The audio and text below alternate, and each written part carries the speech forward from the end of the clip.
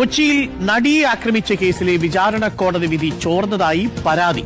വിധിയുടെ ഉള്ളടക്കം ഊമക്കത്തായി ലഭിച്ചെന്ന് കാട്ടി ഹൈക്കോടതി അഭിഭാഷക association president advocate Yashwant Shenoy പരാതി നൽകി. ജഡ്ജി ഹണിയം വർഗീസ് സുഹൃത്തായ ഷേർലിയെ കൊണ്ട് വിധി തയ്യാറാക്കിയെന്നും ദിലീപിന്റെ സുഹൃത്തും പ്രതിയുമായ ശരത്തിനെ കാണിച്ച് കച്ചവടം ഉറപ്പിച്ചെന്നുമാണ് കത്തിന്റെ ഉള്ളടക്കം.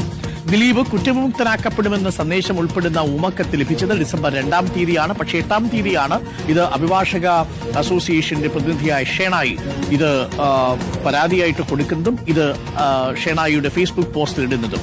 അഭിഭാഷക അസോസിയേഷന്റെ പ്രസിഡന്റ് വിശദമായ അന്വേഷണം ആവശ്യപ്പെട്ടിരിക്കുന്നു. ഇക്കാര്യത്തിൽ ഈ വിശദമായ അന്വേഷണം ആവശ്യപ്പെട്ട് ചീഫ് ജസ്റ്റിസിന് കത്തയക്കുകയും ചെയ്തിട്ടുണ്ട്. ഈ ഒരു ഊമക്കത്ത് ലഭിച്ചു എന്ന് യശ്വന്ത് ഷേണോയ് പറയുന്നത്. ആ ഊമക്കത്ത് കൂടി ഉൾപ്പെടുത്തിയാണ് പരാതി നൽകിയിരിക്കുന്നത്. ആ ഊമക്കത്തിന്റെ ഉള്ളടക്കം ഇങ്ങനെയാണ്: വിചാരണ കോടതി ജഡ്ജി ഹണിയം വർഗീസ് സുഹൃത്തായ ഷേർലിയെ കൊണ്ട് ഈ കേസിന്റെ വിധിന്യായം തയ്യാറാക്കി. ദിലീപിന്റെ സുഹൃത്തും പ്രതിയുമായ ശരത്തിനെ കാണിച്ച് കച്ചവടം ഉറപ്പിച്ചു.